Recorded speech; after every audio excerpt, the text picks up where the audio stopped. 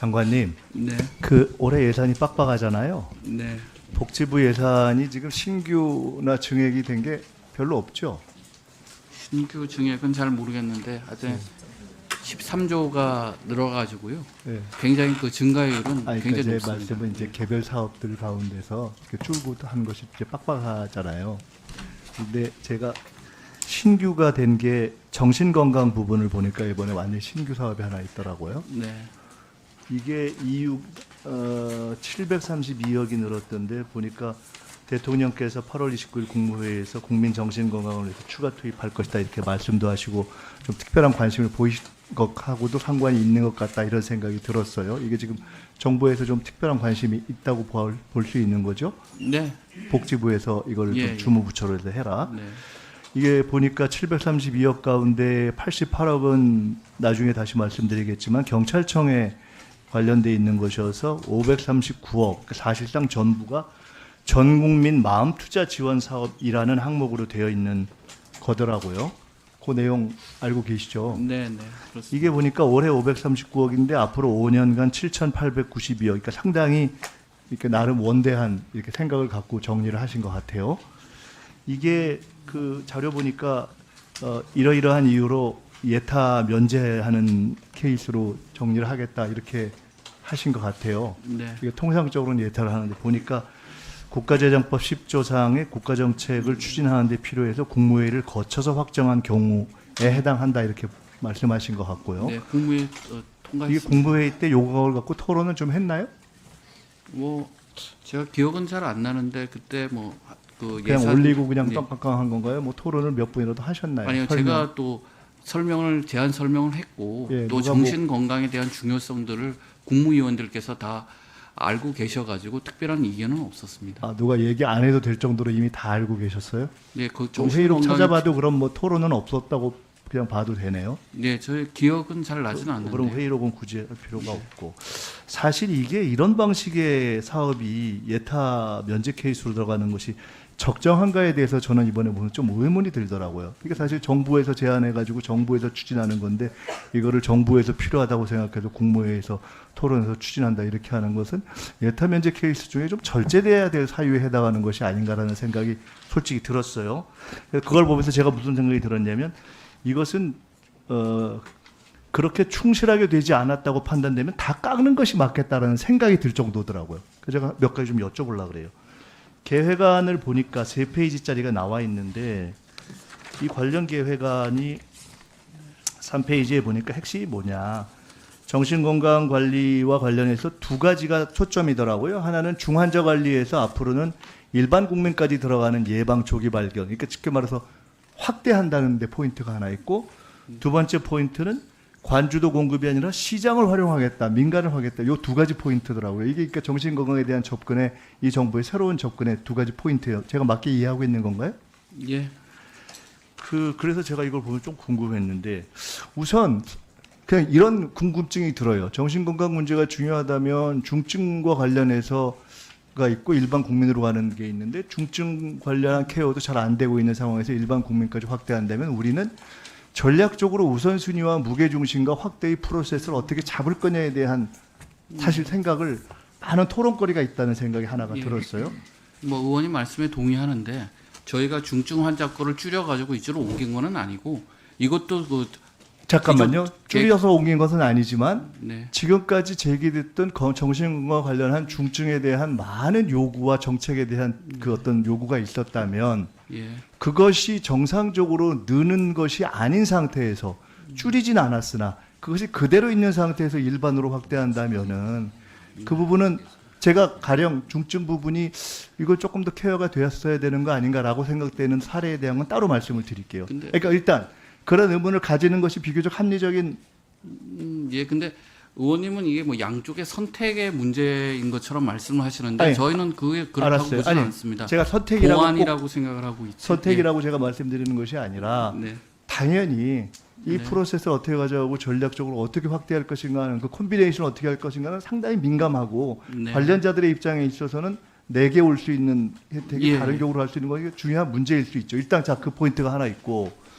두 번째는 이게 시장과 민간으로 간다고 하는 것인데 제가 이것만 보고서는 이해가 잘 안 되더라고요. 네. 그러니까 요 서류에 보면 2, 3페이지짜리에 보면 공급자에 정신과 의원도 있고 민간심리상담소가 있고 제공인력에는 정신과 전문의가 있고 정신건강 전문의원이 있는데 제가 보니까 정신건강 전문의원은 우리의 관련 법에 딱 지정이 되어 있어요. 4개 직역이. 네.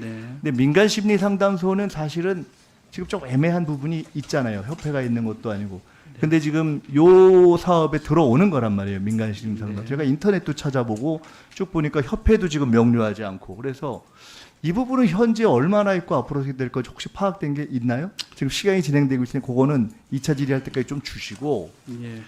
그럼 그리고 예. 잠깐만요. 다음 페이지에 보니까 6천 개의 전문직 일자리를 창출할 것으로 예상한다 이렇게 되어 있어서 이 포인트가 아까 첫 번째 전략의 문제와 함께 어떤 영역에서 이 국민의 일반 건강을 케어하게 정신건강을 케어할 것인가에 대한 나름의 보관이 있지 않으면 안 되는 거다라는 생각이 들었고 이게 보니까 향후 2년 내에 일반 국민으로 가는 거더라고요. 일단 자 그래서 그에 대한 좀 궁금증이 있었고 1분 40초 남았으니까 또 하나는 제가 2차 할 때 이 답변을 좀 준비해 주세요. 나머지 88억은 경찰청에 저위험 권청하고 호신 장비 늘리는 거를 지금 정신건강 사업으로 넣어놨더라고요. 그 연관성이 어떻게 되는 건지 저는 도저히 이해를 못 하겠어요. 그래서 그 부분은 2차 질의할 때 한번 좀 지금도 좀 설명하시고 설명을 좀 더해 주시는데 제가 이 사업을 보면서 관련된 여러 부처에 이렇게 확인을 해보니까 자기 부처에 이 관련 사업이 들어있는 예산 항목을 잘 모르더라고요. 좀 전 부실하다는 생각이 들었어요. 그 요거에 대한 답변을 지금 주시고 2차 질의 때 다시 할 때 이것이 과연 얼마나 충실한가에 대해서 좀 따져보겠습니다. 이 부분은 정신건강에 대해서 국가가 관심을 갖는 것은 좋은데 제대로 되지 않으면은 지금 다른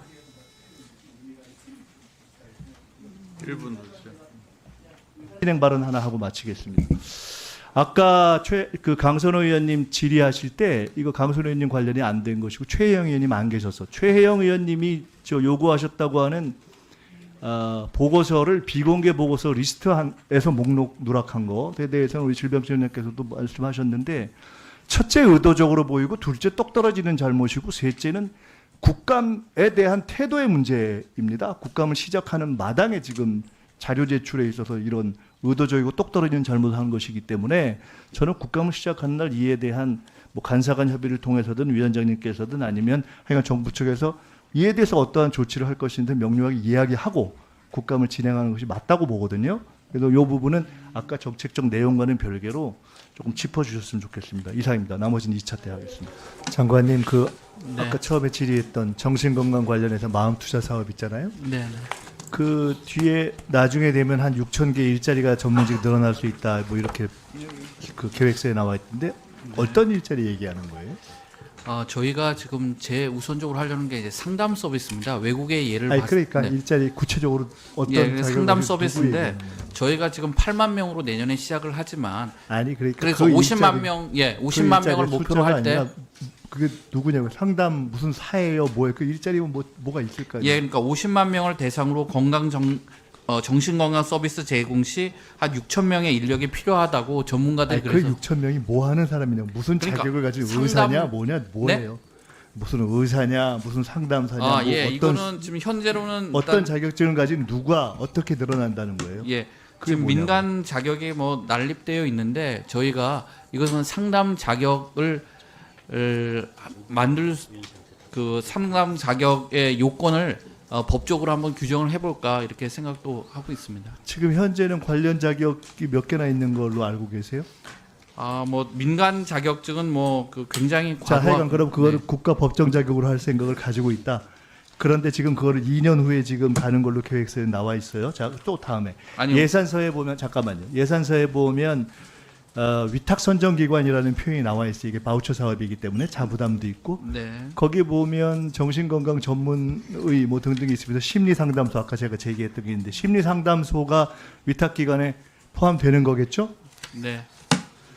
자 그러면은 이렇게 해주세요. 종감 때까지 제가 지적하는 몇 가지에 대해서 조금 정리된 내용을 주세요. 첫째는 처음에 제기했던 중환자에서 국민 일반으로 확대하는 계획을 가지고 있는데 그 계획에 대해서 보다 조금 구체적인 시기별 계획을 알겠습니다. 주세요. 예. 두 번째로는 민간 심리 상담소를 지금 그 기관에 포함시키는 걸로 생각하고 있는데 몇 개나 있는지 실태를 어떻게 파악하고 있는지에 대해서 좀 얘기해 주시고, 세 번째로는 보면은 시스템 개발비가 반이에요. 그래서 정신건강 치료 이력을 국민 전체 이력을 관리하는 걸로 지금 설정하고 있는데 왜 그걸 관리해야 되는지 잘 솔직히 모르겠어요. 그 취지 이유를 좀 설명해 주시고, 6천 개의 전문직 일자리를 얘기하면 현재 지금 봐도 이게 비공인 자격이 서너 개가 되는데 이거를 언제 어떤 방식으로 어떤 자격으로 지금 해서 통합시킬 계획을 가지고 있는지를 해주세요. 네, 알겠습니다. 그 외에 사실은 이 사업에 저위험 권총이라든가 호신 장비 뭐 이런 것까지를 집어넣은 문제가 있는데 그건 뭐 워낙 황당한 얘기니까 그냥 제껴 놓자고요. 그래서 마음 건강 관련한 부분만 정리를 해주시고, 제가 이거를 짚는 이유는 예타를 면제할 정도로 사업을 해서 지금 뭐 5년간 사업을 꽤 뭐 7천억이가 이렇게 되는 걸로 설정을 했잖아요. 그렇기 때문에 상당히 조금 내실 있게 준비가 되는 것이 맞다는 생각이 있고, 사실은 이 사업과 관련해서 우리가 흔히 얘기하는 대통령 주변 무슨 의혹이 있을 때마다 등장하는 이런 부분이 관심이 있어서 시작된 사업이다라는 얘기가 시중에 있어요. 그렇진 그 않습니다. 실제 그런지 아닌지를 떠나서 이 사업이 잘 정돈되어 있지 않으면 그런 얘기가 돌아도 할 말이 없는 거예요. 그래서 그런 내용이 충실히 되어 있지 않으면 이런 사업은 훨씬 엄격하고 꼼꼼하게 들여다볼 수밖에 없다고 저는 보고 있어요. 그러니까 이거는 종감전의 내용을 주시고 그 내용이 부실하다고 생각되면 그에 대한 대처는 예산 때 하겠어요. 네, 그다음에 알겠습니다. 희귀 질환에 대해서 제가 한 1분 남았으니까 제 옆에 앉아 계신 우리 김영주 의원님하고 저하고 같은 영등포 가벌인데 우리가 짜고 한 건 아니에요. 근데 둘 다 희귀 질환에 관심 있고 지금 짚은 포인트도 비슷한데 일단 이거는 그냥 소위 얘기하는 시장적으로 놔둘 문제는 아니라고 보고 국가가 관여하잖아요. 그죠? 네. 근데 첫 번째로 우리 최혜영 의원님, 이종성 의원님이 기금으로 이거를 대처하는 것이 어떠냐라는 지금 법안도 내고 있는 것 같은데 이에 대해서 장관님께서 긍정적으로 검토하는가 아닌가 조금 앞으로 검토해 볼 여지가 있는가에 대한 답을 종감 때까지 주시고요.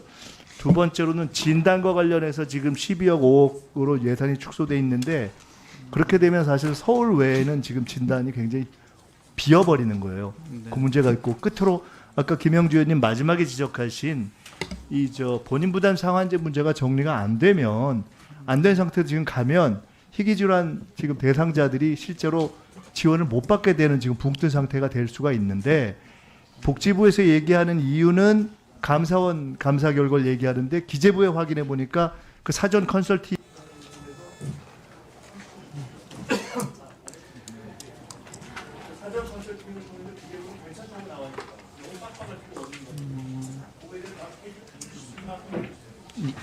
예, 그 기금 문제는 저도 재정의 경험이 많은 사람 말씀드리면 기금으로 하면 이제 특정 재원과 연계돼 가지고 자금을 운영하는 거기 때문에 특정 자금이 생긴다고 하는 점은 좀 장점이 있지만은 그 재원이 확장되지 않으면 이 사업 세출 확장에 또 제한이 될 수 있다는 점도 같이 고려를 해야 된다고 생각을 하고, 그다음에 말씀하신 그 본인 그 부담 문제라든지 그다음 지역 편중 문제는 저희 질병청하고 상의를 해가지고 희귀 질환자가 제때 제대로 된 서비스를 받을 수 있도록 개선 방안을 한번 만들어 보도록 하겠습니다.